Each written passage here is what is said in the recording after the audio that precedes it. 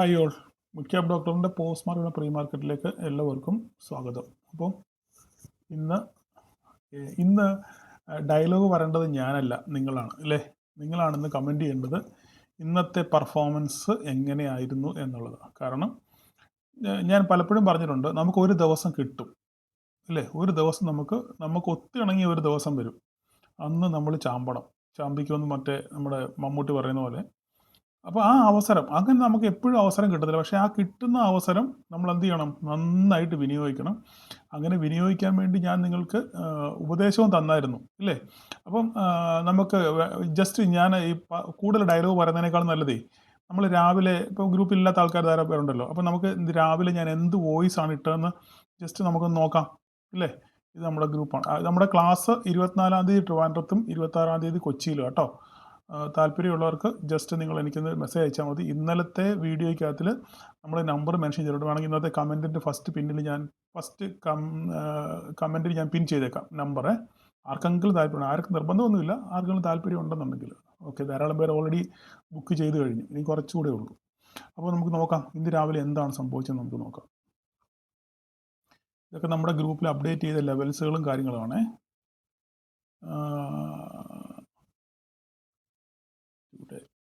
ഇത് ഇന്നത്തെ വോയിസ് ആണ്. ഇന്ന് രാവിലെ ഇട്ട വോയിസ് നിങ്ങൾ കേട്ടോളൂ. Good morning all. അപ്പോൾ രാവിലെ കേൾക്കുന്ന വാർത്തകളൊന്നും വളരെ സുഖകരമായ വാർത്തകളല്ല. എന്തായാലും മാർക്കറ്റ് ഓപ്പൺ ചെയ്ത് നമുക്കൊന്നും പറയാൻ പറ്റത്തില്ലല്ലോ. 34 പോയിന്റ് ഗ്യാപ് ഡൗൺ ആണ് കാണിക്കുന്നത്. പക്ഷെ ഇതിൽ അതിനേക്കാൾ കൂടുതൽ ഗ്യാപ് ഡൗൺ വരേണ്ട സാഹചര്യമാണ് നിലവിലുള്ളത്. അതുകൊണ്ടും ഒരു പക്ഷെങ്കിൽ മാർക്കറ്റ് ഓപ്പൺ ചെയ്തതിനു ശേഷം താഴോട്ട് ഇറങ്ങി വരാനുള്ള സാധ്യത ഉണ്ട്. നമുക്ക് ഇന്ന് വാച്ച് ചെയ്യാൻ പറ്റുന്നത് അപ്സൈഡ് പോകണമെന്നുണ്ടെങ്കിൽ ഇന്നലത്തെ ക്ലോസിങ്ങിന്റെ ആ ഒരു ലോ ഉണ്ടല്ലോ, ഒരു മുരമ്പ് അവിടെ കാണുന്നുണ്ട്. അവിടം വരെ 26,142 മുകളിലോട്ട് പോകണം. ഓക്കെ, അതിന് മുകളിലോട്ട് പോയെങ്കിൽ മാത്രമേ നമുക്ക് ഒരു അപ്സൈഡ് എന്ന് പറയാൻ പറ്റത്തുള്ളൂ. അത് കൺഫർമേഷൻ വേണമെന്നുണ്ടെങ്കിൽ നമ്മുടെ ഇന്നലെ മിനിയാന്ന് കേട്ടൊരു കുറെ ഒരു കോൺക്രീറ്റ് തട്ടുണ്ടായിരുന്നല്ലോ അവിടെ, നമ്മൾ കുറെ മാർക്ക് ചെയ്തിട്ടുണ്ടായിരുന്നു. ആ പോയിന്റ് ഈ ഒരു ഗ്രീൻ ലൈൻ കാണുന്നുണ്ടല്ലോ, ആ ഗ്രീൻ ലൈൻ കടന്നെങ്കിൽ മാത്രമേ നമുക്കൊരു അപ്സൈഡ് ഉള്ളൂ. ഇല്ല എന്നുണ്ടെങ്കിൽ മാർക്കറ്റ് 26,011 കാണും. അതിന്റെ കൺഫർമേഷൻ നമ്മൾ കാണണമെന്നുണ്ടെങ്കിൽ ഇന്നലത്തെ ലോ ബ്രേക്ക് ചെയ്യണം. ഓക്കെ, 26,118 ഒരു നിർണായകമായിട്ടുള്ള ലൈനാണ്. താഴോട്ട് നമുക്ക് 26 ഇന്നലത്തെ ലോ അറൌണ്ട് 26,075 റേഞ്ചാണ്. അത് ബ്രേക്ക് ചെയ്ത് താഴോട്ട് ഇറക്കണം. എന്നാൽ 26,011 കാണും. അതും പൊട്ടിയാൽ പിന്നെ അടിവാരം നമുക്ക് കാണേണ്ടി വരും. എന്തായാലും മാർക്കറ്റ് ഓപ്പൺ ചെയ്താൽ താഴോട്ട് ഇറങ്ങി വരാനുള്ള സാധ്യതകളാണ്. നിലവിലത്തെ അവസ്ഥ വെച്ച് തെറ്റിപ്പോകാം, എന്റെ നിഗമനം മാത്രമാണ്. എനിക്ക് നമുക്ക് നോക്കാം. അപ്പോൾ കേട്ടല്ലോ, ഇതാണ് നമ്മൾ രാവിലെ വോയിസ് ഇട്ടത്. ആ വോയിസ് ഇട്ടതിന് പ്രകാരം ധാരാളം ആൾക്കാർ കണ്ണും അടച്ചെടുത്തതല്ല, പക്ഷെ നമ്മുടെ കൃത്യമായ സ്റ്റഡിയാണ് ഇല്ലേ. നമുക്ക് കൃത്യമായി കുറേ ലെവലുകളുണ്ട്. നമ്മൾ കാണാപ്പാടം സ്ഥിരമായിട്ട് നമ്മളെ ഫോളോ ചെയ്തവർക്ക് അറിയാം. നമ്മൾ സ്ഥിരമായിട്ട് കാണാപ്പാടം പഠിച്ചിരിക്കുന്ന 26,011 എന്ന് പറഞ്ഞ ഒരു ക്രൂഷ്യൽ ലൈൻ ഉണ്ട് ഇല്ലേ. ആ ലൈൻ നമ്മൾ എത്തുന്നതാണ് നമ്മുടെ ഒരു വിശ്വാസമായിരുന്നു. കഴിഞ്ഞ ദിവസം മുതലേ നമ്മൾ അതിങ്ങനെ പ്രതീക്ഷിച്ചിരിക്കുകയായിരുന്നു. എന്തായാലും ഇന്ന് പ്രതീക്ഷിച്ചു. ആ 26,011 പൊട്ടി പിന്നെയും ഏകദേശം ഒരു 150 പോയിന്റോട് നമുക്ക് താഴോട്ട് കിട്ടി. നമ്മുടെ ലെവലുകളൊക്കെ കൃത്യമായി ഈ ലെവൽ നമ്മൾ ഇടയ്ക്ക് വരച്ചതാണ്, ടെമ്പററി ആയിട്ട് വരച്ചതാണ്. അതിനുശേഷം കൃത്യമായിട്ട് നമ്മുടെ അടുത്ത 25,903. അപ്പോൾ ഇടയ്ക്ക് എന്നോട് പലരും മെസ്സേജ് ചോദിച്ചു, സാർ അടുത്ത ലെവൽ ഏതാണ്? ഞാൻ പറഞ്ഞു ഇതിനിടയ്ക്ക് വല്ലതും ഉണ്ടോ എന്ന് പറഞ്ഞു. ഇല്ല, 25,903 ഉള്ളൂ നമുക്ക് അടുത്ത ലെവലെന്ന് ഞാൻ പറഞ്ഞിരുന്നു പലരോടും. കറക്റ്റ് അവിടെ വന്ന് വീണ്ടും എന്ത് ചെയ്തു, സപ്പോർട്ട് എടുത്ത് പിന്നെ അവിടെ കൺസോൾട്ടേഷനും ലാസ്റ്റ് മൊമെൻറ്റിൽ മാത്രം ചെറിയൊരു ബ്രേക്ക് ഡൗൺ നൽകി. ഇതാണ് ഇന്നത്തെ മാർക്കറ്റ് സംഭവിച്ചത്. അപ്പോൾ ഇവിടെ നമുക്ക് പ്രൈസ് ആക്ഷൻ ഒന്നും പറയാനില്ല. എന്ത് പ്രൈസ് ആക്ഷനാണ്? ഓൾറെഡി നമ്മൾ രാവിലെ പറഞ്ഞു ഇല്ലേ. രാവിലെ നമ്മൾ ഓൾറെഡി പറഞ്ഞു മാർക്കറ്റ് താഴോട്ട് തന്നെയാണ് വരുന്നത്. പിന്നെ അങ്ങനെ ഒരു ഡൗൺഫോൾ വന്നു കഴിഞ്ഞാൽ പിന്നെ നമുക്ക് അതിൻ്റെ പുറകെ അങ്ങ് കൂടുക എന്നുള്ളത് മാത്രമേ ഉള്ളൂ അല്ലേ. ഇപ്പോൾ രാവിലെ നോക്കിയാൽ മാർക്കറ്റ് ഫസ്റ്റ് ഇതിപ്പോൾ നമ്മൾ നോക്കുകയാണെന്നുണ്ടെങ്കിൽ തന്നെ എൻ്റെ പേന ഇവിടെ രാവിലെ നമ്മൾ നോക്കുകയാണെങ്കിൽ തന്നെ മാർക്കറ്റ് ആദ്യം എപ്പോഴും നമ്മൾ നമ്മളെ തെറ്റിദ്ധരിപ്പിക്കാൻ വേണ്ടി മാർക്കറ്റ് എപ്പോഴും ശ്രമിക്കും. നമ്മൾ അതിനകത്ത് വീണ് പോകരുത്, മനസ്സിലായോ? പലപ്പോഴും നമ്മളിങ്ങനെ ഒരു മാർക്കറ്റ് താഴോട്ടതിന് ശേഷം ഒരു ഗ്രീൻ ക്യാൻഡിൽ ആണ്, അപ്പോൾ ഉടനെ ആൾക്കാർ ചാടിക്കയറിയാണ് മടങ്ങുക, ഇവിടുന്ന് മാർക്കറ്റ് റിവേഴ്സലാണ് എന്ന് പറഞ്ഞ് ചാടിക്കയറി സി എടുക്കും, പിന്നെ മാർക്കറ്റ് നേരെ തിരിച്ചായിട്ട്. ഞാൻ പല പ്രാവശ്യം പറഞ്ഞിട്ടുള്ളതാണ്, നിങ്ങളത് എത്ര പേര് കേൾക്കുന്നു മനസ്സിലാക്കുന്നു അറിയത്തില്ല. അപ്പം എനിവേ മാർക്കറ്റ് രാവിലെ ഓപ്പൺ ചെയ്ത് ഗ്യാപ് ഡൗൺ ഓപ്പൺ ചെയ്ത് താഴോട്ട് വന്നു 26,069. ഇതാണ് നമ്മുടെ ലെവൽ. നമ്മുടെ ലെവൽ 26,106 എന്ന് പറയുന്ന ഓപ്പണിംഗ് ലെവലാണ് അല്ലേ. അതിനുശേഷം മാർക്കറ്റ് താഴോട്ട് ഇറങ്ങി വന്നു, മുകളിലോട്ട് പോയി, നമ്മൾ 26,118 ടെസ്റ്റ് ചെയ്തു ഇല്ലേ? 26,118 ടെസ്റ്റ് ചെയ്തതിന് ശേഷം നല്ലൊരു എന്താണ് ഒരു ബെയറിഷ് ക്യാൻഡിൽ ഉണ്ടായി ഇല്ലേ? അത് വേണം നോക്കിക്കഴിഞ്ഞാൽ നമുക്കൊരു ഓൾമോസ്റ്റ് ഒരു എൻഗൾഫിങ് അല്ലെങ്കിൽ ഇതിനോട് കിടപിടിക്കുന്ന ഈ ഫസ്റ്റ് 5 മിനിറ്റ്സ് ക്യാൻഡിലിനോട് കിടപിടിക്കുന്ന ഒരു ബെയറിഷ് ക്യാൻഡിലാണ് ഉണ്ടായത് അല്ലേ? അപ്പോൾ എന്താ സംഭവിച്ചേ? അതിനുശേഷം മാർക്കറ്റ് നേരെ താഴോട്ട് ഇറങ്ങി വന്നു. താഴോട്ട് ഇറങ്ങി കഴിഞ്ഞാൽ പിന്നെ നമുക്ക് ലൈൻ കിട്ടി, നമുക്കൊരു സ്റ്റോപ്പ് ലോസ് കിട്ടി. എവിടെയാണ് സ്റ്റോപ്പ് ലോസ്? ഇതാണ് നമ്മുടെ സ്റ്റോപ്പ് ലോസ്. 26,118 എന്ന് പറയുന്നതാണ് നമ്മുടെ സ്റ്റോപ്പ് ലോസ്. ആ സ്റ്റോപ്പ് ലോസ് മെയിൻറ്റെയിൻ ചെയ്തുകൊണ്ട് നമ്മളൊരു ട്രേഡ് നോക്കിക്കഴിഞ്ഞാൽ ആ ട്രേഡ് എവിടം വരെ പോയെന്നുള്ളത് നിങ്ങൾക്കറിയാം. ഞാൻ ഗ്രൂപ്പിൽ പറഞ്ഞിരുന്നു, നിങ്ങൾക്ക് ന്യായവും അന്യായവും ഒക്കെ നിങ്ങളുടെ കയ്യിലാണ്, എൻ്റെ കയ്യിലല്ല. അപ്പോൾ ആ ന്യായം അന്യായം തീരുമാനിക്കേണ്ടത് നിങ്ങളാണ്. ഇവിടെ ഇറങ്ങണമെന്നും എത്ര നേരം ക്യാപ്ചർ ചെയ്യണമെന്നും എത്ര എസ് എൽ വെക്കണമെന്നും എങ്ങനെ അതിനെ മാനേജ് ചെയ്യണമെന്നൊക്കെ നമുക്ക് നല്ല രീതിയിൽ നിങ്ങൾക്ക് അറിയാം. എന്തായാലും നല്ല രീതിയിൽ ഈ എസ് എൽ വെച്ചവർക്ക് നല്ല രീതിയിൽ ഒരു പ്രോഫിറ്റ് എടുക്കണം. പക്ഷേങ്കിൽ ഇവിടെ നമ്മൾ നോക്കിക്കഴിഞ്ഞാൽ ഇവിടെ ഒരു വേണമെങ്കിൽ ഇത് ഒരു മോർണിംഗ് സ്റ്റാർ എന്ന് വേണമെങ്കിൽ പറയാം. ഒരു മോർണിംഗ് സ്റ്റാർ ഫോർമേഷൻ ഉണ്ടായി, മാർക്കറ്റ് മുകളിലോട്ട് പോകും എന്നൊരു തെറ്റിദ്ധാരണ വരുത്തി തീർത്തു. അതിനുശേഷം വീണ്ടും മാർക്കറ്റ് അതുപോലെ തന്നെ നേരെ തിരിച്ച്. ഇതൊക്കെ നമ്മൾക്ക് ഇതിനൊന്നും ഒരു കൺഫർമേഷൻ ഇല്ല. നമ്മൾ നോക്കിക്കഴിഞ്ഞാൽ ഗ്ലോബലി നോക്കിക്കഴിഞ്ഞാൽ ന്യൂസുകളെല്ലാം എതിരാണ്, മാർക്കറ്റിനെതിരാണ് ന്യൂസുകളെല്ലാം ഇല്ലേ?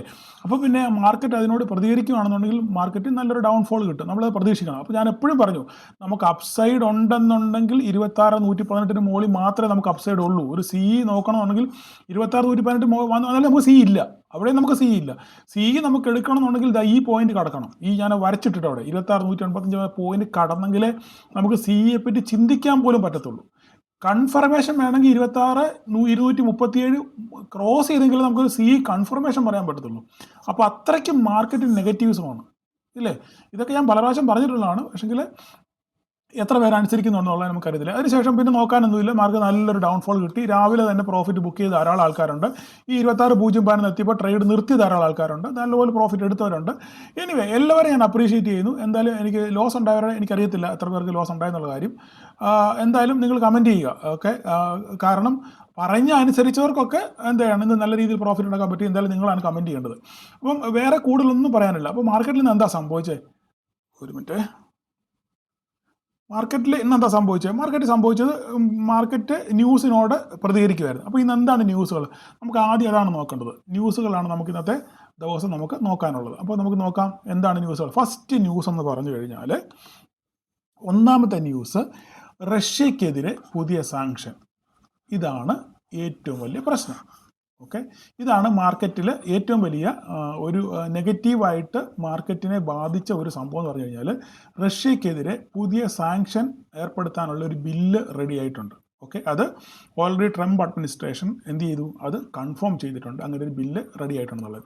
ഇനി ഈ ബില്ല് അവരുടെ കോൺഗ്രസ്സിൽ പാസ്സാവണം. പക്ഷേ പാസ്സാകാനുള്ള സാധ്യത കൂടുതലാണ്. എന്താ കാരണം എന്ന് വെച്ച് കഴിഞ്ഞാൽ, റഷ്യക്കെതിരെ ഒരു സാങ്ഷൻ കൊണ്ടുവരണമെന്നുണ്ടെന്നുണ്ടെങ്കിൽ അതിന് റിപ്പബ്ലിക്കൻ പാർട്ടിയും ഡെമോക്രാറ്റുകളും ഒന്നിച്ച് നിന്ന് അത് വോട്ടിട്ട് വിജയിക്കുമെന്നാണ് അനലിസ്റ്റുകൾ പറയുന്നത്. ഞാൻ പറയുന്നതല്ല, അനലിസ്റ്റുകൾ മാർക്കറ്റ് അങ്ങനെ ഇതിനെപ്പറ്റി വിശകലനം ചെയ്തിട്ട് പറയുന്നത് അത് പാസ്സാകാനുള്ള സാധ്യത വളരെ കൂടുതലാണ്. കാരണം റഷ്യ എങ്ങനെയാണ് അവർ എക്കണോമി പിടിച്ചു നിൽക്കുന്നത്? അവർ ഓയിൽ കൊണ്ടാണ്. ഈ ഓയിൽ വിറ്റുള്ള പൈസ കൊണ്ടാണ് അവർ എക്കണോമി മുഴുവൻ പിടിച്ചു നിൽക്കുന്നത്. അപ്പോൾ ഈ ഓയിൽ കൂടുതൽ വാങ്ങിക്കുന്നത് ആരാ? ഇന്ത്യയും ചൈനയുമാണ് ഏറ്റവും കൂടുതൽ ഓയിൽ വാങ്ങിക്കുന്നത്. അപ്പം ഇതിനകത്തുള്ള പ്രശ്നം എന്ന് പറഞ്ഞാൽ, ഞാൻ നേരത്തെ ഒരിക്കൽ 2 വീഡിയോ പറഞ്ഞിട്ടുണ്ട്, റഷ്യ കൂടുതൽ ഓയിൽ വാങ്ങിക്കുന്നത് പൈപ്പ് ലൈൻ വഴിയാണ്. കാരണം റഷ്യയിൽ നിന്ന് ചൈനയിലോട്ട് പൈപ്പ് ലൈൻ ഉണ്ട്. അപ്പോൾ എത്ര ക്രൂഡ് മേടിച്ചെന്നോ എത്ര എടുക്കുന്നതെന്നോ ഒരു കണക്കും വെളിയിൽ അറിയത്തില്ല. കൃത്യമായിട്ട് ഇവർക്ക് പ്രശ്നങ്ങളൊന്നും ഇല്ലാതെ ക്രൂഡ് അടിപൊളിയായിട്ട് ഇഷ്ടം പോലെ സാധനം ചൈനയ്ക്ക് കിട്ടുന്നുണ്ട്. പിന്നെ പുറത്തുകൂടെ വാങ്ങിക്കുന്നത് പേരിന് വേണ്ടി മാത്രമേ വെസൽസ് വഴി മേടിക്കുന്നത്. പക്ഷേ ഇന്ത്യയുടെ കാര്യം അങ്ങനെയല്ല. ഇന്ത്യക്ക് റഷ്യയിൽ നിന്ന് ഓയിൽ വാങ്ങിക്കണമെന്നുണ്ടെങ്കിൽ നാട്ടുകാരെ കാണുക മാത്രമേ മേടിക്കാൻ പറ്റുള്ളൂ, പച്ച മലയാളത്തിൽ പറഞ്ഞാൽ. അതായത് വെസൽസ് വഴി മാത്രമേ എന്ത് ചെയ്യാൻ പറ്റത്തുള്ളൂ.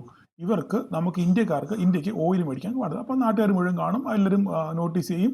ഇപ്പോൾ റഷ്യയിൽ നിന്ന് ഇന്ത്യ വാങ്ങിക്കുന്നുണ്ട്. അപ്പം അങ്ങനെ റഷ്യക്കെതിരെ സാങ്ഷൻ വന്നു കഴിഞ്ഞാൽ റഷ്യയെ സപ്പോർട്ട് ചെയ്യുന്ന ഇന്ത്യ ആയാലും ചൈന ആയാലും അവർക്കും താരിഫ് വരാൻ സാധ്യത വളരെ കൂടുതലാണ്. ഈ പറയുന്ന പോലെ 5% എന്നൊക്കെ പറഞ്ഞില്ലേ, 5% താരിഫ് അടിച്ചു തരും എന്ന് പറഞ്ഞു കഴിഞ്ഞാൽ റഷ്യയെ സഹായിക്കുക. റഷ്യക്കെതിരെ സാങ്ഷൻ പ്രഖ്യാപിച്ചു. അപ്പോൾ ആ സാങ്ഷനെ വയലേറ്റ് ചെയ്ത് ആരൊക്കെ റഷ്യയെ സഹായിക്കുന്നുണ്ടോ അവരും ഇതിൻ്റെ ഉപഭോക്താക്കളായിരിക്കും. അതായത് അവരും ഈ സാങ്ഷൻ്റെ തിക്തഫലം അനുഭവിക്കാൻ കടപ്പെട്ടവരായിരിക്കും. അതിപ്പോൾ 500% 500 അടിച്ചില്ലെങ്കിലും 100% അടിച്ചു കഴിഞ്ഞാലും പണിയായില്ലേ? അപ്പോൾ ഇതാണ് മാർക്കറ്റിലെ ഇന്ന് ഏറ്റവും വലിയ ന്യൂസ്. അപ്പം ഈ ബില്ല് അവരുടെ കോൺഗ്രസ്സിൽ പാസ്സാകുമോ ഇല്ലെന്നുള്ളത് ഫസ്റ്റ് ക്വസ്റ്റ്യൻ. പാസ്സായി കഴിഞ്ഞാൽ ഇത് ഇംപ്ലിമെൻ്റ് ചെയ്യുമ്പം ഇന്ത്യ എന്ത് ചെയ്യും എന്നുള്ളതും ഏറ്റവും വലിയൊരു ക്വസ്റ്റ്യനാണ്. ഒന്നാമത് ഇപ്പം ഇന്ത്യ എന്ന് പറയുന്ന ഒരു സംഭവം കണ്ണിലെ കരടായിട്ട് മാറിക്കാണ് ട്രംപിൻ്റെ. ഓക്കെ, മോഡി എൻ്റെ ഫ്രണ്ടാന്ന് പറയുന്നെങ്കിലും ഇന്ത്യ ഒരു തരത്തിലും അവർക്ക് അടിച്ചിടാൻ പറ്റുന്നില്ല. കാരണം ഇത്രയൊക്കെ ആയിട്ട് GDP കൂടുന്നു, സ്റ്റോക്ക് മാർക്കറ്റ് പൊട്ടുന്നില്ല, ഓൾ ടൈം ഹൈ അടിക്കുന്നു, ഇങ്ങനെയൊക്കെ ആൾക്കാരുമ്പോൾ അവരെ ഈ കാര്യങ്ങളൊക്കെ അലോസരപ്പെടുത്തും. കാരണം അവർ നമ്പർ 1 പോലീസും നമ്പർ 1 എക്കണോമിയാണ് വേൾഡിലെ, ഇല്ലേ? അപ്പോൾ അങ്ങനെ ഒരു വേൾഡ് നമ്പർ 1 ഒരു രാജ്യം ഇന്ത്യക്കെതിരെ ഇത്രയൊക്കെ പണിതിട്ടും നമ്മൾ പിടിച്ചു നിൽക്കുന്നു എന്ന് പറയുമ്പം അത് പ്രത്യേകിച്ച് വെള്ളക്കാരൻ്റെ ആ ഒരു മാനറിസം ഉണ്ടല്ലോ, അല്ലെങ്കിൽ അവൻ്റെ ആ ഒരു എന്താ പറയുന്നത്, അവൻ്റെ ഒരു എന്താ മലയാളം പറയുന്നത്, അവൻ്റെ ആ ഒരു മെൻ്റൽ അപ്രോച്ച് ഉണ്ടല്ലോ, അത് ഒരിക്കലും അവർക്ക് അംഗീകരിക്കാൻ പറ്റത്തില്ല. അപ്പോൾ എങ്ങനെ തളർത്തുക എന്നുള്ളതാണ്, ഏത് രീതിയിൽ കൂടെ തളർത്തുക എന്നുള്ളതാണ് അവരുടെ ലക്ഷ്യം. അപ്പോൾ ആ ലക്ഷ്യം എത്രത്തോളം സാധിക്കും എന്നുള്ളത് വരും ദിവസങ്ങളിൽ നമുക്ക് കണ്ടറിയാം. ഇതാണ് പ്രധാനമായിട്ടുള്ളൊരു നമ്മുടെ മാർക്കറ്റ് ഇത് പൊട്ടാനുള്ള പ്രധാനപ്പെട്ട ഒരു കാരണം ഇതാണ്. രണ്ടാമത് പിന്നെ പറയാനുള്ളത് ഞാൻ എഴുതി വെച്ചിരുന്നു, അല്ലെ മറന്നുപോകും. രണ്ടാമത്തെ കാര്യം എന്ന് പറയുന്നത് ഒരു റഷ്യൻ ഫ്ലാഗ് ഉള്ള രണ്ട് വെസൽ അമേരിക്ക പിടിച്ചു എന്ന് പറഞ്ഞ് ഒരു ന്യൂസ് വന്നിട്ടുണ്ട്. ഇത് സത്യമാണോ അല്ലയോ എന്ന് നമുക്കറിയില്ല. കാരണം ന്യൂസുകൾ ധാരാളം കറങ്ങി നടക്കും. പക്ഷേ ഈ ന്യൂസിനോട് ആദ്യമായിട്ടൊരു ന്യൂസ് മാർക്കറ്റ് വരുമ്പോൾ ആ ന്യൂസിനോട് മാർക്കറ്റ് പ്രതികരിക്കുന്ന പോലെ, രണ്ടാമത് വരുമ്പോൾ പിന്നെ അത് പ്രതികരിക്കില്ല. നമ്മൾ പണ്ട് കൊറോണ ആദ്യം വന്നപ്പം ഭയങ്കരമായിട്ട് മാർക്കറ്റ് പൊട്ടി, രണ്ടാമത് വീണ്ടും വന്നപ്പം വലുതായിട്ട് പൊട്ടിയില്ല എന്ന് പറഞ്ഞ പോലെ തന്നെ ആദ്യം വരുന്ന ന്യൂസിനോട് മാർക്കറ്റ് ഭയങ്കരമായിട്ട് വയലൻ്റായിട്ട് പ്രതികരിക്കും എന്ന് പറഞ്ഞ പോലെ ന്യൂസ് ഇത് വന്നപ്പോൾ രണ്ട് വെസൽസ് അമേരിക്ക പിടിച്ചു എന്ന് പറഞ്ഞ് ഒരു ഇത് വന്നിട്ടുണ്ട്. അതായത് റഷ്യൻ ഫ്ലാഗ് ഉള്ള, ഇത് റഷ്യയുടെ വെസലാണെന്ന് അറിയത്തില്ല, പക്ഷേ റഷ്യയുടെ ഫ്ലാഗ് അതിലുണ്ട്. അപ്പോൾ അതാണ് പ്രശ്നം. അതിനെ പിടിച്ചു എന്ന് പറഞ്ഞൊരു ന്യൂസ് വന്നിട്ടുണ്ട്. പിന്നെ തിരിച്ച് റഷ്യ ഇവരെ അടിച്ചു എന്ന് പറഞ്ഞ് പുതിയൊരു ന്യൂസ് കറങ്ങി നടക്കുന്നുണ്ട്. പക്ഷേ സത്യമാണെന്ന് ഞാൻ വിശ്വസിക്കുന്നില്ല. അതിൻ്റെ ആധികാരികത എത്രയാണെന്ന് എനിക്ക് അറിയത്തില്ല. ന്യൂസുകൾ ഇങ്ങനെ കറങ്ങി നടപ്പുണ്ട്, ഇങ്ങനെ ഒരു വെസൽ കത്തുന്നതും ഡ്രോൺ അറ്റാക്ക് നടത്തിയെന്ന്, റഷ്യ ഡ്രോൺ അറ്റാക്ക് നടത്തിയെന്നൊക്കെ പറഞ്ഞ് ന്യൂസുകൾ കറങ്ങി നടപ്പുണ്ട്. പക്ഷേ എത്രത്തോളം വിശ്വസനീയമാണെന്ന് നമുക്ക് അറിയത്തില്ല. എനിവേ, എന്തായാലും മാർക്കറ്റിൽ ധാരാളം നെഗറ്റീവ് റൂമറുകളാണ് കറങ്ങി നടക്കുന്നത്. അപ്പോൾ ഇതൊക്കെയാണ് മാർക്കറ്റിനെ ഇന്ന് താഴോട്ട് കൊണ്ടുവന്നു. അപ്പം നാളെ ഇനി എന്താണ് സംഭവം? ഇനിയിപ്പം ഫർദർ കാര്യം ഞാൻ പറയാം, പോസിറ്റീവായിട്ടുള്ള കാര്യം പറയാം. നമ്മുടെ ബജറ്റ് ഫെബ്രുവരി 1-ാം തീയതിയാണ്. ഓക്കെ, ഫെബ്രുവരി 1-ാം തീയതി സൺഡേ ആണ്. അപ്പം ഈ സൺഡേ മാർക്കറ്റ് ഓപ്പൺ ആയിരിക്കും. ഓക്കെ, കാരണം അന്ന് ബജറ്റ് ഉള്ളതുകൊണ്ട് മാർക്കറ്റ് ആ ദിവസം ഓപ്പൺ ആയിരിക്കും. ഒന്നാമത്തെ കാര്യം അത്. രണ്ടാമത്തെ കാര്യം, അടുത്ത ആഴ്ച മുതൽ എനിക്ക് തോന്നുന്നു നെക്സ്റ്റ് മൺഡേ മുതലാണെന്ന് തോന്നുന്നു കോർപ്പറേറ്റ് റിസൾട്ടുകൾ വന്നു തുടങ്ങും. TCSൻ്റെ ഇൻഫിയുടെയൊക്കെ റിസൾട്ടുകൾ ആദ്യം IT-കാരാണ് ആദ്യം റിസൾട്ട് പ്രഖ്യാപിക്കുന്നത്. അവരുടെയൊക്കെ റിസൾട്ട് വരാനുള്ള സമയമായി. അപ്പം ഇതിലൊക്കെ ഈ TCSലും അതായത് IT സെക്ടറിലൊക്കെ ഷോർട്ട് ചെയ്തിട്ടൊക്കെ ധാരാളം ആൾക്കാർ കാണും. അപ്പോൾ അവരൊക്കെ എന്ത് ചെയ്യും? അവരുടെ ഷോർട്ട് കവർ ചെയ്യാൻ ശ്രമിക്കും, അല്ലെങ്കിൽ അവരുടെ ഷോർട്ട് പൊസിഷൻ ഒഴിവാക്കാൻ ശ്രമിക്കും. അങ്ങനെ ഷോർട്ട് പൊസിഷൻ ഒഴിവാക്കുമ്പോൾ മാർക്കറ്റ് തിരിച്ചു കയറാനുള്ള സാധ്യത, ഈ പറയുന്ന സ്റ്റോക്കുകളൊക്കെ തിരിച്ചു കയറാനുള്ള സാധ്യതയുണ്ട്. അങ്ങനെയാണെന്നുണ്ടെങ്കിൽ മാർക്കറ്റും അതിൻ്റെ കൂടെ തിരിച്ചു കയറാനുള്ള സാധ്യതയുണ്ട്. കാരണം ഈ പറയുന്ന TCSും ഇൻഫിയൊക്കെ എന്താണ്, ഹെവി വെയിറ്റേജ് സ്റ്റോക്കുകളാണ്. അപ്പം അങ്ങനെ ഷോർട്ട് വെച്ചവരൊക്കെ എക്സിറ്റ് ആകുമ്പോൾ അവിടെ ഒരു നാളെ ഫ്രൈഡേ ആണ്, വീക്കെൻഡാണ്. ഓക്കെ, ആരും പൊസിഷൻ ഹോൾഡ് ചെയ്യാൻ താല്പര്യപ്പെടത്തില്ല. അപ്പോൾ അങ്ങനെയാകുമ്പോൾ അവിടെ ഒരു ഷോർട്ട് കവറിങ് റാലി നടക്കാനുള്ള സാധ്യതയുണ്ട്. എങ്ങനെയായാലും പിന്നെ ബജറ്റുമായിട്ട് ബന്ധപ്പെട്ട് ധാരാളം പിന്നെ പ്രഖ്യാപനങ്ങൾ വരാനുള്ള സാധ്യതയുണ്ട്. അതായത് കാർഷിക മേഖലയ്ക്ക് ഇത്ര ശതമാനം, അല്ലെ ഇലക്ട്രോണിക് മേഖലയ്ക്ക് ഇത്ര ശതമാനം, ഡിഫൻസ് ഇത്ര ശതമാനം എന്നൊക്കെ പറഞ്ഞ് ന്യൂസുകളും ഡിസ്കഷനും ഒക്കെ മാർക്കറ്റിൽ ഒത്തിരി വരുന്നുണ്ട്. അപ്പോൾ അതിനനുസരിച്ച് എന്ത് ചെയ്യും, അതാത് സെക്ടറുകളെ പെർഫോം ചെയ്യാൻ തുടങ്ങും. അപ്പം മൊത്തത്തിലൊരു അലുകുലുത്ത് പരിപാടിയായിരിക്കും നാളെയും അടുത്ത ദിവസങ്ങളിലൊക്കെ. അപ്പോൾ മാർക്കറ്റ് എപ്പോഴും എന്തായാലും ഇവിടുന്ന് റിക്കവർ ചെയ്യാൻ ശ്രമിക്കും. ഇപ്പോൾ 825 868 മാർക്കറ്റ് ക്ലോസ് ചെയ്തേക്കുന്നത്, ഇല്ലേ? 876 മാർക്കറ്റ് ക്ലോസ് ചെയ്തേക്കുന്നത്. അപ്പോൾ മാർക്കറ്റ് സസ്റ്റെയിൻ ചെയ്യണമെന്നുണ്ടെങ്കിൽ 29,903 ഈ മാർക്കറ്റ് ഇവിടെ 903 നമ്മുടെ ലെവലുകൾക്കൊന്നും മാറ്റമില്ല. 903 സസ്റ്റെയിൻ ചെയ്യണം, വേറെ ഒന്നും പറയാനില്ല. ഇതാണ് നമ്മുടെ റേഞ്ച്. ഓക്കെ, ഏതൊക്കെയാണ്? 25,817, 25,903. 903 മുകളിൽ സസ്റ്റെയിൻ ചെയ്ത് ഈ ഹൈ ബ്രേക്ക് ചെയ്താൽ കഴിഞ്ഞാൽ മാർക്കറ്റ് 26,015 വീണ്ടും ഇവിടെ എത്തും. ഇവിടെ എത്തിയതിന് ശേഷം മാർക്കറ്റ് തിരിച്ചിറങ്ങുമോ, ഇവിടുന്ന് മേലോട്ട് കയറി പോകുന്നുള്ള കാര്യം കണ്ടറിയണം. Very simple. ഓക്കെ, കാര്യം മനസ്സിലായല്ലോ? തിരിച്ച് താഴോട്ട് മാർക്കറ്റ് ഓപ്പൺ ചെയ്ത് നേരെ താഴോട്ട് ഇറങ്ങുകയാണെന്നുണ്ടെങ്കിൽ 25,817. ഓക്കെ, 25,817 വന്ന് ടെസ്റ്റ് ചെയ്യും. ടെസ്റ്റ് ചെയ്തതിന് ശേഷം ഇത് പൊട്ടുന്നുണ്ടോ നോക്കുക. പൊട്ടി ഇല്ല, ഇത് ഇവിടെ തിരിച്ചു കയറുന്നുണ്ടോ നോക്കുക. ഇത് പൊട്ടിയാൽ അടുത്തത് 687 വേറെ കൂടുതൽ സംസാരിക്കാനൊന്നുമില്ല. അഥവാ തിരിച്ച് കയറി ഇവിടുന്ന് ഫ്ലാറ്റ് ഓപ്പൺ ചെയ്ത് ഇവിടെ വന്ന് തിരിച്ച് കയറുവാണെന്നുണ്ടെങ്കിൽ 25,817. ഓക്കെ, ഇതാണ് പറയാനുള്ള കാര്യം. വേറെ കൂടുതലൊന്നും സംസാരിക്കാനില്ല. അപ്പം ഇതിൻ്റെ കൂടെ തന്നെ നമുക്ക് കുറച്ച് ചിലപ്പോൾ ഇച്ചിരി സമയം കൂടി പോകും, പക്ഷേ നിങ്ങൾ അറിഞ്ഞിരിക്കേണ്ട കാര്യമാണ്. ഇതിൻ്റെ കൂടെ തന്നെ മാർക്കറ്റ് വീഴാനുള്ള പ്രധാനപ്പെട്ട കാരണം എന്ന് പറഞ്ഞു കഴിഞ്ഞാൽ, നമുക്ക് നോക്കിക്കഴിഞ്ഞാൽ നമുക്ക് സ്റ്റോക്കുകളെ കൂടെ നോക്കാം. സ്റ്റോക്കുകൾ നിർബന്ധം നമ്മൾ അറിഞ്ഞിരിക്കണം. സ്റ്റോക്കുകൾ എന്താണ്? റിലയൻസിന് നോക്കാം. റിലയൻസ് കഴിഞ്ഞ 3 ദിവസമായിട്ട് നമുക്ക് ഡേ ക്യാൻഡിലോട്ട് പോകാം. കണ്ടോ, വളരെ 3 ദിവസമായിട്ട് വളരെ ഡ്രാസ്റ്റിക് ആയിട്ട് വീണുകൊണ്ടിരിക്കുകയാണ്. ആര്? റിലയൻസിൻ്റെ ഒരു മേജർ സപ്പോർട്ടാണ് 1459 എന്ന് പറയുന്ന ഡി ലൈൻ. 1459 എന്ന് പറയുന്ന ഒരു മേജർ സപ്പോർട്ടാണിത്. ഓക്കെ, അപ്പോൾ ഇത് നാളെ പൊട്ടുന്നുണ്ടോ നോക്കുക. പൊട്ടുവോ അല്ല ഇവിടെ വന്ന് സപ്പോർട്ട് ചെയ്ത് റിലയൻസ് തിരിച്ചു കയറുമെന്ന് നോക്കുക. കാരണം റിലയൻസ് ഓൾറെഡി, ഞാൻ ഇന്നലെ പറഞ്ഞു ന്യൂസിനകത്ത്, റിലയൻസ് ഓൾറെഡി ക്ലാരിഫിക്കേഷൻ തന്നിട്ടുണ്ട്. ജാംനഗറിലേക്ക് വന്ന വെസൽസ് റിലയൻസിൻ്റെ അല്ല എന്നൊരു പത്രക്കുറിപ്പ് ഇറക്കിയിട്ടുണ്ട്. ഞങ്ങളുടെ അല്ല, ഞങ്ങൾ ജനുവരി മാസം ഇതുവരെയായിട്ടും റഷ്യയിൽ നിന്നും ഒരു ഡെലിവറി പോലും എടുത്തിട്ടില്ല, റഷ്യൻ ക്രൂഡ് ഞങ്ങൾ വാങ്ങിച്ചിട്ടില്ല എന്ന് അസന്നിഗ്ധമായിട്ട് അവർ പത്രക്കുറിപ്പ് ഇറക്കിയിട്ടും ഈ മാർക്കറ്റ് പൊട്ടുന്നു. കാരണം മാർക്കറ്റ് അതിനെ വിശ്വസിക്കുന്നില്ല എന്നുള്ളതല്ല. അതിനകത്തിലെ പ്രശ്നം എന്ന് പറഞ്ഞു കഴിഞ്ഞാൽ, ഇവർ പറയുക ജനുവരി മാസം ഞങ്ങൾ ഒരു ക്രൂഡിൻ്റെ ഡെലിവറിയും, നിങ്ങൾ ശ്രദ്ധിച്ച് കേൾക്കണം ഞാൻ ഈ പറയുന്നത്, നിങ്ങൾ കാര്യങ്ങൾ മനസ്സിലാക്കണം, അതിനോട് ഈ പറയുന്നത്. റഷ്യയിൽ നിന്ന് ഞങ്ങൾ ഡെലിവറി എടുത്തിട്ടില്ല എന്ന് പറയുമ്പം റഷ്യയിൽ നിന്ന് കിട്ടുന്ന ക്രൂഡ് എന്താണ്? വളരെ ചീപ്പ് ഡിസ്കൗണ്ടഡ് പ്രൈസിലുള്ള ക്രൂഡാണ് റിലയൻസിന് കിട്ടുന്നത്, ഇല്ലേ? അപ്പോൾ അവരത് പ്യൂരിഫൈ ചെയ്ത് മറ്റുള്ള രാജ്യങ്ങളിലേക്ക് എക്സ്പോർട്ട് ചെയ്യുമ്പോൾ അവർക്ക് എന്ത് ചെയ്യും? നല്ല ലാഭം കിട്ടും. കാരണം ഡിസ്കൗണ്ട് പ്രൈസിനാണ് കിട്ടുന്നത്, ചീപ്പ് പ്രൈസിന് കിട്ടി ഇവരത് റിഫൈൻ ചെയ്തിട്ട് മറ്റുള്ളവർക്ക് മറിച്ച് വിൽക്കുന്നു. അപ്പം ഈ റഷ്യൻ ഓയിൽ നിർത്തുമ്പോൾ വേറെ രാജ്യങ്ങളിൽ ഇത് ഇവർ മേടിക്കേണ്ടി വരില്ല. ഈ പറഞ്ഞ US-ൻ്റെ വെനസ്വേല ഇപ്പോൾ US-ൻ്റെ കയ്യില്ല. US-ൽ ചിലപ്പോൾ ഓയിൽ മേടിക്കേണ്ടി വരും. ദൂരം കൂടുതലാണ്, ട്രാൻസ്പോർട്ടേഷൻ കൂടുതലാണ്, ഈ പ്രൈസിന് അവിടെ കിട്ടത്തില്ല. അപ്പോൾ ഈ ക്രൂഡ് അവിടുന്ന് മേടിച്ചിട്ട് വീണ്ടും ഇവിടെ സംസ്കരിച്ച് മറിച്ച് വിൽക്കുമ്പം എന്താ പ്രശ്നം? ലാഭവിഹിതം കുറയും. മനസ്സിലായോ പറഞ്ഞേ? ലാഭം കുറയും. അപ്പം ഈ ലാഭം കുറയുമ്പം ഇത് എന്തിനെ ബാധിക്കും? ഇവരുടെ പ്രോഫിറ്റബിലിറ്റി ബാധിക്കും, നെക്സ്റ്റ് ക്വാർട്ടറിലുള്ള പിന്നെ അവരുടെ മാർജിനെ ബാധിക്കും. അങ്ങനെ പല പ്രശ്നങ്ങളുണ്ട്. മനസ്സിലായി പറഞ്ഞേ? ഒരു വാക്ക് പറഞ്ഞപ്പം നമ്മൾ ഈ അനലിസ്റ്റുകൾ എന്ന് പറഞ്ഞു കഴിഞ്ഞാൽ ഭയങ്കരമായിട്ട് എന്താ പറയുന്നത്, ഇതിനെ കൂലങ്കഷമായിട്ട് കുത്തിക്കിഴിഞ്ഞ് എല്ലാ സൈഡും പരിശോധിച്ചിട്ടാണ് ഇവർ ഓരോ ഡിസിഷൻ എടുക്കുന്നത്. ഫണ്ട് മാനേജേഴ്സൊക്കെ, FISൻ്റെ അനലിസ്റ്റുകളൊക്കെ. അപ്പം റിലയൻസ് എന്ത് ചെയ്ത് നിഷേധിച്ചു, ഞങ്ങൾ സാധനം മേടിച്ചിട്ടില്ല, കാര്യം തരുന്നു. പക്ഷേ എന്നിട്ട് മാർക്കറ്റ് പൊട്ടി. എന്തുകൊണ്ട് പൊട്ടി? ഇതാണ് അടുത്ത കാര്യം. ഒന്നും വാങ്ങിച്ചിട്ടില്ല, ഡിനൈ ചെയ്തു. ബ്ലൂംബർഗിൻ്റെ ന്യൂസ് ആയിരുന്നു ഇങ്ങനെ മേടിക്കുന്നുണ്ടെന്നുള്ള കാര്യം. അപ്പോൾ അവരുടെ വസലല്ലെന്ന് അവർ പറഞ്ഞു.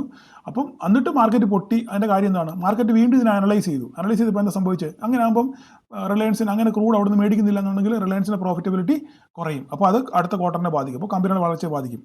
കാര്യങ്ങൾ പോയ പോക്ക് നോക്കണേ. മനസ്സിലായി ഞാൻ പറഞ്ഞത്? അപ്പം അതാണ് ഇത് പൊട്ടാനുള്ള കാര്യം. അപ്പോൾ ഏതെങ്കിലും രീതിയിൽ ഈ സപ്പോർട്ട് 1459 എന്ന് പറഞ്ഞ സപ്പോർട്ട് എടുത്ത് ഇവിടുന്ന് തിരിച്ച് കയറുമെന്ന് നോക്കുക. ഓക്കെ, തിരിച്ച് കയറിയാൽ നിഫ്റ്റി അതിൻ്റെ കൂടെ കയറാനുള്ള സാധ്യതയുണ്ട്.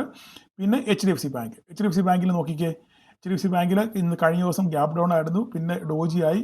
ഇവനും കൃത്യമായ ഒരു സപ്പോർട്ടിലാണ് നിൽക്കുന്നത്. നോക്കിക്കേ, 940 എന്ന് ഞാൻ പറഞ്ഞു. എൻ്റെ വീഡിയോ സ്ഥിരമായിട്ട് കാണുന്നവർക്കാണെങ്കിൽ അറിയാം. ഞാൻ പറഞ്ഞു എപ്പോഴും 1000 റേഞ്ചിൽ HDFC എത്തുമ്പം അവിടെ സ്ഥിരമായിട്ടൊരു പ്രോഫിറ്റ് ബുക്കിംഗ് നടക്കാറുണ്ട് എന്ന് ഞാൻ പല പ്രാവശ്യം പറഞ്ഞിട്ടുണ്ട്. ഇനി എത്ര പേരെ ശ്രദ്ധിക്കുന്നുണ്ട്? കാരണം പലരും നമ്മുടെ വീഡിയോ കാണുന്ന ലെവലിന് വേണ്ടിയാണല്ലോ കാണുന്നത്, അല്ലാതെ പഠിക്കാൻ വേണ്ടിയോ അല്ലല്ലോ കാണുന്നത്. ലെവൽ എവിടെ ഉണ്ട്, ലെവൽ നോക്കാം, ചേട്ടൻ്റെ ലെവൽ കിട്ടണം, അതുകൊണ്ട് പോകണം, അല്ലാതെ ബാക്കി കാര്യങ്ങളൊന്നും ഇല്ലല്ലോ. അപ്പോൾ ഞാൻ പല പ്രാവശ്യം പറഞ്ഞിട്ടുണ്ട്. അപ്പോൾ ഇപ്പോഴും നോക്കിക്കേ, ഇതേ സെയിം ലെവലിൽ മാർക്കറ്റ് പല പ്രാവശ്യം വന്ന് ടെസ്റ്റ് ചെയ്തിട്ടുണ്ട്, ഇല്ലേ? നോക്കിക്കേ, ഇവിടെ ഒന്ന് ടെസ്റ്റ് ചെയ്തിട്ടുണ്ട്, ഇവിടെ ടെസ്റ്റ് ചെയ്തിട്ടുണ്ട്. അങ്ങനെയാണെന്നുണ്ടെങ്കിൽ മാർക്കറ്റ് ഇപ്പോൾ ഇവിടെ റിവേഴ്സലാണ് കാണുന്നത്. HDFCയിൽ ഇവിടെ റിവേഴ്സലാണ്. അങ്ങനെയാണെന്നുണ്ടെങ്കിൽ നാളെ എന്ത് ചെയ്യണം? ഇവിടുന്ന് മാർക്കറ്റ് തിരിച്ചു കയറണം, HDFC തിരിച്ചു കയറണം. അങ്ങനെ തിരിച്ചു കയറുകയാണെന്നുണ്ടെങ്കിൽ എന്ത് ചെയ്യണം? ബാങ്ക് നിഫ്റ്റി നമ്മൾ എന്ത് ചെയ്യണം? മുകളിലോട്ട് യാത്ര ചെയ്യണം. ഇതൊക്കെ നമ്മളുടെ നിഗമനങ്ങളാണ് പറയുന്നത്. ഞാനിങ്ങനെ പറഞ്ഞ് നാളെ എടുത്ത് വെച്ചിട്ട് അയ്യോ എനിക്ക് 1 ലക്ഷം നഷ്ടം, 2 ലക്ഷം നഷ്ടം എന്ന് പറഞ്ഞ് എന്നെ വന്ന് തെറിവിളിക്കല്ലേ. ഞാൻ പറയുന്നതിൻ്റെ അതിൻ്റെ അന്തസത്ത മനസ്സിലാക്കുക, എന്താണ് അതിനകത്തിലെ കണ്ടന്റ് എന്ന് നിങ്ങൾ മനസ്സിലാക്കുക. അടുത്ത കാര്യം എന്താണ്? നമ്മളെല്ലാം കൃത്യമായിട്ട് പഠിക്കാം, നമുക്ക് നോക്കാമല്ലോ. പഠിപ്പിക്കാൻ വേണ്ടിയല്ല ഞാൻ, എനിക്ക് പഠിപ്പിക്കാൻ സന്തോഷമേ ഉള്ളൂ, എനിക്കതാ ഇഷ്ടവും.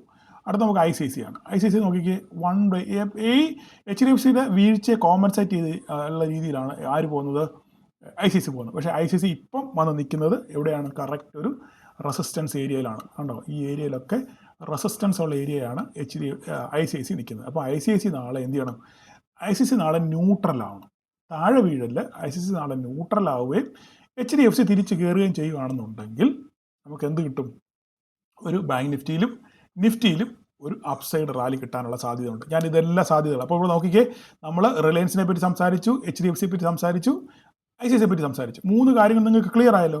അടുത്ത് ബാക്കി കൂട്ടരെ, ബാക്കി കോട്ട ബാങ്ക് SBI നമുക്ക് വിശ്വസിക്കാനുണ്ട്. പിന്നെ അടുത്ത് നമുക്ക് ചിന്തിക്കേണ്ട കാര്യം ഇൻഫിയാണ്. അടുത്ത നമുക്ക് ചിന്തിക്കേണ്ടത് ഇൻഫിയെ പറ്റിയാണ് ചിന്തിക്കേണ്ടത്. ഇൻഫി നോക്കിക്കേ, ഇൻഫി ഈ പറഞ്ഞ പോലെ തന്നെ ഒരു ഓൾ ടൈം ഹൈ പോയതിന് ശേഷം, ഓൾ ടൈം ഹൈ അല്ല, ഒരു റീസെൻറ്റ് ഹൈ പോയതിന് ശേഷം എന്ത് സംഭവിച്ചത്, അവിടുന്ന് ഒരു പ്രോഫിറ്റ് ബുക്കിംഗ് വന്നു, ഇല്ലേ? പ്രോഫിറ്റ് ബുക്കിംഗ് വന്നു, ഇന്നലെ ഒന്ന് തിരിച്ച് കയറാൻ ശ്രമിച്ചു, അതിനുശേഷം ഇന്ന് വീണ്ടും ഒരു പ്രോഫിറ്റ് ബുക്കിംഗ് വന്നു, ഇല്ലേ?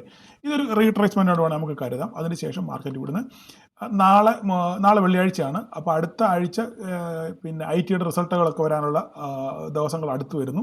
അപ്പോൾ അങ്ങനെയാണെന്നുണ്ടെങ്കിൽ ഷോർട്ട് ചെയ്തവരൊക്കെ പൊസിഷൻ ഇവിടുന്ന് ഒഴിവാക്കാനുള്ള സാധ്യത, കാരണം ഇത്ര ഹൈ നിൽക്കുന്നതുകൊണ്ട് മേ ബി ഷോർട്ട് കാണുമായിരിക്കും ഇവിടെ, ഫ്യൂച്ചറിലും ഓപ്ഷനിലൊക്കെ ഷോർട്ടുള്ളവർ കാണുമായിരിക്കും, അല്ലെങ്കിൽ കോൾ സെല് ചെയ്തവർ കാണുമായിരിക്കും, അല്ലെങ്കിൽ ഫ്യൂച്ചർ സെല് ചെയ്തവർ കാണും. അപ്പോൾ അവരൊക്കെ എന്ത് ചെയ്യുക, അവരുടെ പൊസിഷൻസ് ക്ലിയർ ചെയ്യുമ്പോൾ മാർക്കറ്റ് ഇവിടുന്ന് തിരിച്ച് കയറാനുള്ള സാധ്യത ഉണ്ട്. അപ്പോൾ അത് IT സെക്ടർ ആയതുകൊണ്ട്, അപ്പോൾ റീസെൻറ്റ് ഹൈ ഇതാണ്. അപ്പോൾ നമുക്ക് നോക്കാം നാളെ ഇൻഫിക്ക് എന്താ സംഭവിക്കുന്നത്. ഇനി അടുത്തൊന്ന് സംഭവിച്ചേ, അടുത്ത TCS ആണ്.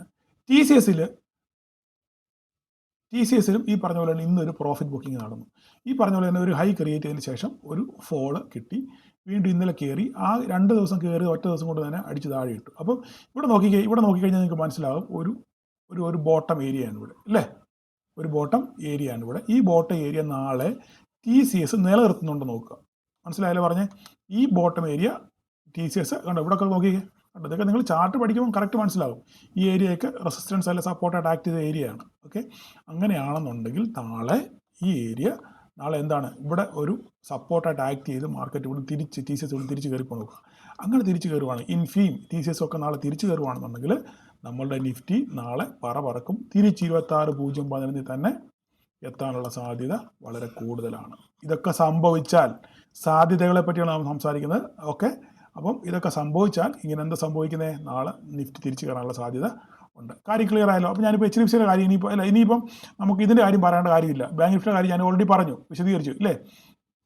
ബാങ്ക് നിഫ്റ്റി നമുക്ക് 5 മിനിറ്റിൻ്റെ ക്യാൻഡിലോട്ട് വരാം. നമ്മുടെ റേഞ്ച് ഇന്നലെ നമ്മൾ പറഞ്ഞ റേഞ്ചിനകത്ത് തന്നെയാണ്, അങ്ങും പോയിട്ടില്ല മാർക്കറ്റ്.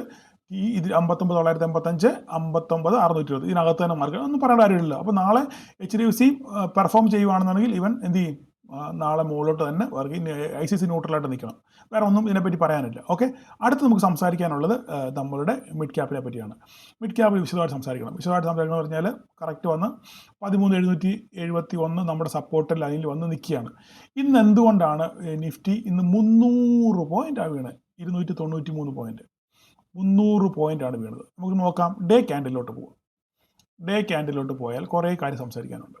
കുറേ കാര്യം നിങ്ങൾ ശ്രദ്ധിച്ച് കേൾക്കുക. ഇന്ന് പിന്നെ മിഡ് ക്യാപ്പിൽ ഞാൻ നല്ലപോലെ ട്രേഡ് ചെയ്ത് നല്ല പ്രോഫിറ്റ് ഇന്ന് ഉണ്ടാക്കി മിഡ് ക്യാപ്പിനകത്തിൽ. ഈ ഫോൾ മുഴുവൻ ഞാൻ പിടിച്ചു. അപ്പം നോക്കിക്കേ, നമ്മൾ മിഡ് ക്യാപ്പിനെ നോക്കിക്കഴിഞ്ഞാൽ, മിഡ് ക്യാപ്പിൽ ഞാൻ പല പ്രാവശ്യം നിങ്ങളോട് പറഞ്ഞിട്ടുണ്ട്, എപ്പോഴൊക്കെ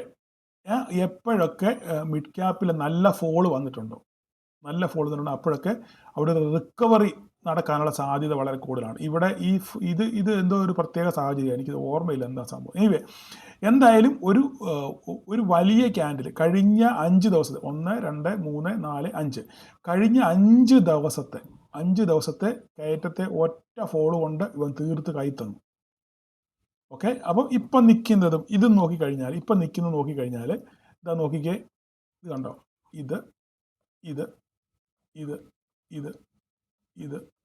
ഇതെല്ലാം എന്താണ്, ഒരു സപ്പോർട്ട് അല്ലെ റെസിസ്റ്റൻസ് ആയിട്ട് ആക്ട് ചെയ്ത ഏരിയയാണ് ഈ കാണുന്ന 13,759 എന്ന് പറയുന്ന ഈ പോയിന്റ്, 13,759. ഓക്കെ, ഇത് കണ്ടല്ലോ. അങ്ങനെയാണെന്നുണ്ടെങ്കിൽ ഈ ഒരു ഫോളിന്, ഓക്കെ, ഈ 300 പോയിന്റ് വീണാൽ ഈ 300 പോയിന്റ് തിരിച്ചു കയറാൻ വലിയ പാടുള്ള കാര്യമൊന്നുമല്ല. എന്താ കാര്യം എന്നറിയാമോ? ഇന്ന് നമ്മൾ ഇത് നോക്കിക്കഴിഞ്ഞാൽ നമ്മുടെ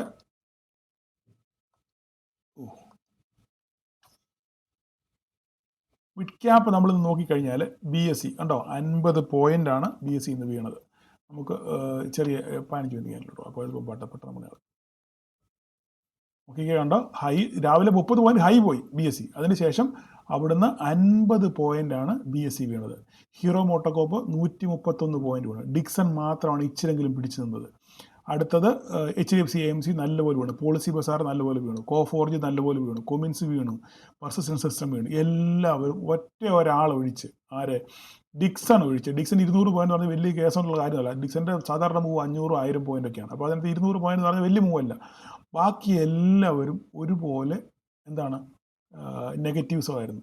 ഓക്കെ, അതുകൊണ്ടാണ് പെർഫോം ചെയ്യാത്തതുകൊണ്ടാണ് എന്ത് ചെയ്തത് മിഡ് ക്യാപ്പ് ഇന്ന് വളരെ 300 പോയിന്റ് വീണത്. പക്ഷെങ്കിൽ ഇവിടെ നമ്മൾ നോക്കിക്കഴിഞ്ഞാൽ ഈ പറയുന്ന കോഫോർജ് നോക്കിക്കഴിഞ്ഞാൽ ഏറ്റവും ഒരു സപ്പോർട്ട് ഏരിയയിലാണ് ഇപ്പം കോഫോർജ് നിൽക്കുന്നത്. ഇപ്പം പല പ്രാവശ്യം ഈ ഏരിയയിൽ നിന്ന് റിക്കവറി വന്നിട്ടുണ്ട്.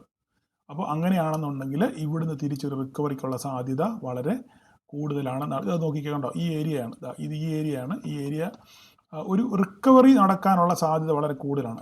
ഇനി ഒരു ഡൗൺഫാൾ വരണമെന്നുണ്ടെങ്കിൽ 1630 ഈ റേഞ്ച് പൊട്ടണം. ഓക്കെ, ഇത് 15 മിനിറ്റിൻ്റെ ക്യാൻഡിലാണ് കാണുന്നത്. ഈ റേഞ്ച് പൊട്ടണം. ഈ 1627 എന്നുള്ള റേഞ്ച് പൊട്ടിയെങ്കിൽ മാത്രമേ എന്ത് സംഭവിക്കത്തുള്ളൂ, ഫർദറായിട്ട് കോഫോർജ് വീഴത്തുള്ളൂ. അല്ലെങ്കിൽ ഇവിടുന്ന് റിക്കവർ ചെയ്യാനുള്ള സാധ്യത വളരെ കൂടുതലാണ്. അങ്ങനെ കോഫോർജ്, അടുത്ത HDFC AMC, ഈ പറഞ്ഞ പോലെ HDFC AMC നല്ലപോലെ പൊട്ടി നിൽക്കുകയാണ്. ഇവിടുന്ന് തിരിച്ച് റിക്കവർ ചെയ്താൽ നമുക്ക് അടുത്ത ഹീറോ മോട്ടോകോപ്പ്, ഈ പറയുന്ന BSE നല്ലപോലെ ഡൗൺഫോളിലായിരിക്കും. നമുക്ക് ഡേ ക്യാൻഡിൽ നോക്കാം. കണ്ടോ നല്ലപോലെ ഇവിടെ 3000 റേഞ്ചിൽ നിന്ന സാധനമാണ് ഇപ്പം 2700 പോയിന്റിലാണ് നിൽക്കുന്നത്. ഒരു പക്ഷെങ്കിൽ ഇവിടുന്ന് ഈ പറയുന്ന ഇതേ ട്രെൻഡ് കണ്ടിന്യൂ ചെയ്യുവാണെന്നുണ്ടെങ്കിൽ ഈ റെഡ് ക്യാൻഡിൽ മാറി നാളെ ഒരു ഗ്രീൻ ക്യാൻഡിലൂടെ വീഴാനുള്ള സാധ്യത കൂടുതലാണ്. ഒരു അപ്സൈഡ് പോകാം. കാരണം ഇത്രയും ഓടിയതിന് ശേഷം ഒരു പ്രോഫിറ്റ് ബുക്കിംഗ് അല്ല.